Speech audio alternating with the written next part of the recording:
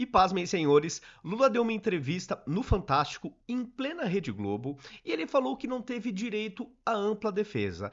E aí, ele acabou se dando muito mal. A jornalista não corrigiu na hora, mas eles fizeram uma edição onde, na sequência desta fala não verdadeira de Lula, eles mostraram, resumidamente, todo o histórico da sua condenação, mostrando que o seu advogado participou de todo o processo de defesa em todas as instâncias. A reportagem também mostrou que houve uma mudança de entendimento do STF que acabou, em outras palavras, quer queira, quer não, acabou ajudando aí o Lula, inclusive, a voltar à presidência da República. Então, no final das contas, o Lula achou que ia dar certo essa desinformação, mas a própria Rede Globo, para minha surpresa, não deixou barato. Uma coisa que eu tenho notado é o seguinte: a Globo ainda, em sua maioria, passa pano pro Lula, a boa parte dos jornalistas. Mas eu acho que já começou um morde-a-sopra. Na semana passada eu fiz um vídeo mostrando alguns jornalistas da Globo News criticando o Lula com críticas corretas, críticas até duras de uma certa forma. E aí ficou pra mim aquela sensação, olha, a Globo começou a morder e assoprar. É bem verdade que ela mais assopra do que morde, mas de repente essa tendência pode se inverter. É sobre esta correçãozinha que o Fantástico fez nas falas do Lula que eu vou repercutir no vídeo de hoje.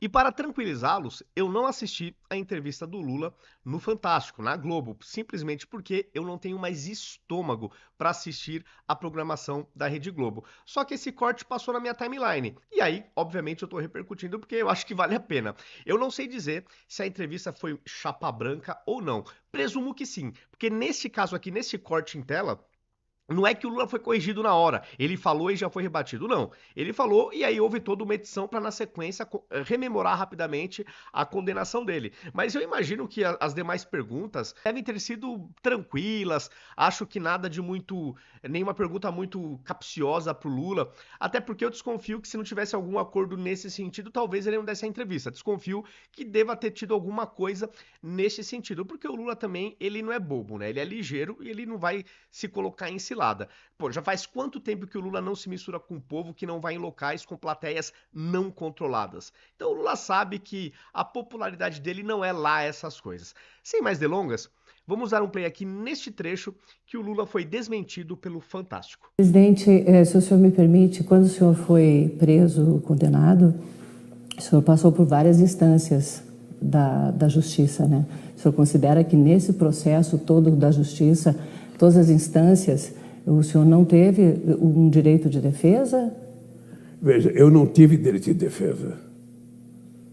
Eu não tive. Eu fui preso primeiro, mas depois eu me defender.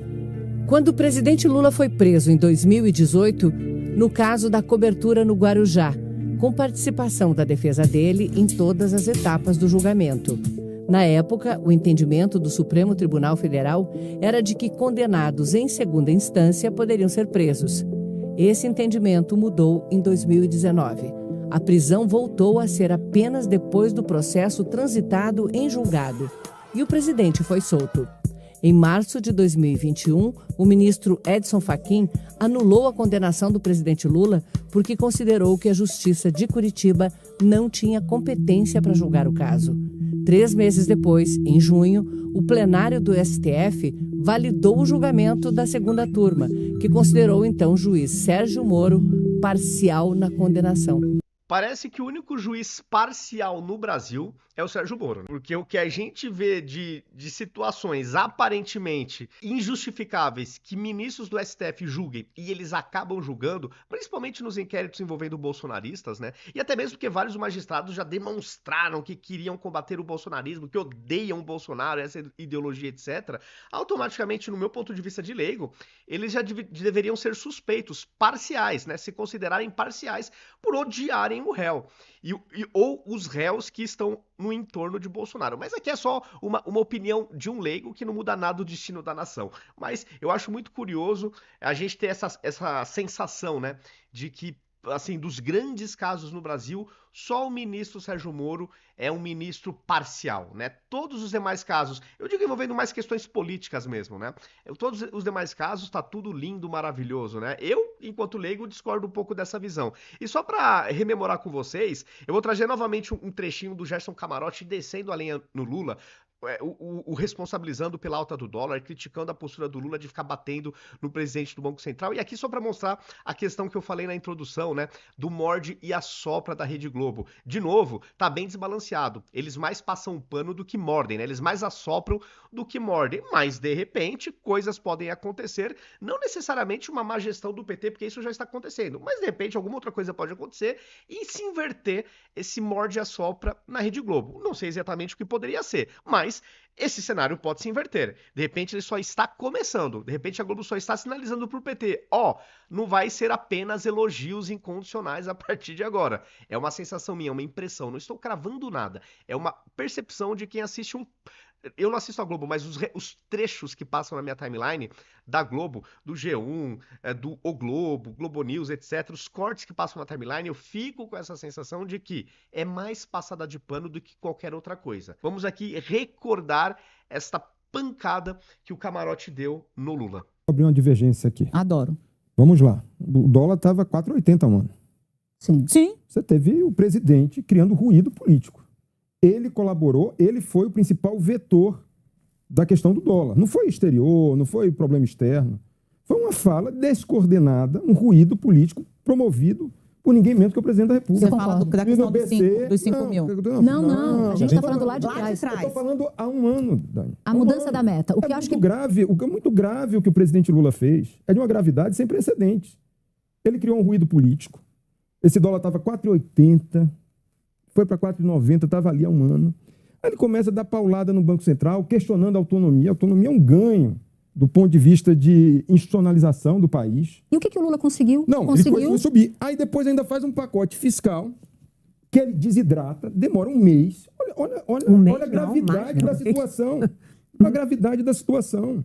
É preciso botar assim, ao invés de, pelo menos na fala, uma fala equilibrada, uma fala ponderada, uma fala sóbria sobre os rumos da economia, ele foi fazer populismo verbal. Aí depois, Dani, o que a gente vê na sequência, ele detonando o próprio ministro da Fazenda. Ele enfraquecendo, fragilizando e desidratando o próprio ministro Fernando Haddad, que é dele. Eu não acho que tem divergência. Isso é tudo muito Eu ia falar exatamente isso. Não estou vendo divergência. Não, mas aí a gente chega à situação atual. Que o Banco Central que ele indicou, porque já não é mais o Roberto Campos, vamos falar a verdade aqui. O que o Roberto Campos está fazendo é um favor para o senhor Galípolo. É um favor. Não, aí eu não acho não. Para blindar, lógico que é, agora para blindar. Está fazendo um favor, o Roberto Campos poderia sair lindamente, tchau. O que o BC fez foi uma blindagem ao Galípolo, dizendo assim o seguinte, independentemente do que vai acontecer, vamos dar um choque de credibilidade ao senhor Galípolo e futura equipe durante o próximo Copom e o outro Copom. Eu acho que até faz sentido, viu, essa análise final que ele falou de blindar o Galípolo. Pensando bem, até faz sentido. Bom, pessoal, aqui é só para mostrar para vocês realmente esse movimento do Grupo Globo, né, de morde a sopra. Não sei se vocês concordam comigo, que de repente pode ser alguma sinalização da Globo, né, para o governo federal. Mas comentem o que vocês acham dessa hora ou outra, né, a Globo parece que faz um jornalismo mais crítico, né? Não aquele jornalismo bajulador, que aparentemente elogia incondicionalmente o governo. Então, comentem se vocês concordam aí com esse meu ponto de vista.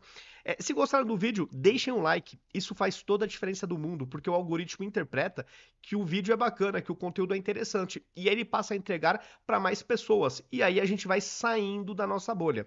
Se gostaram do vídeo, também compartilhem nos seus grupos de WhatsApp, no Telegram, para a gente também sair com certeza da bolha. Muitas pessoas que fizeram L já se arrependeram. Só que não necessariamente eles vão votar na direita em 2026. Muitos podem simplesmente não votar, anular o voto. Então a gente tem que trazer essa galera pro nosso lado. Então, os conteúdos da direita que vocês gostam, compartilhem. Vamos tentar tirar da bolha esse nosso conteúdo. Também os convido a me seguirem em todas as redes sociais. Em todas elas eu estou como @ViniciusCFP82. Aqui em cima, em vermelhinho, tá o meu username, tá? Então, fica aí o recado, fica o convite. Até o próximo vídeo.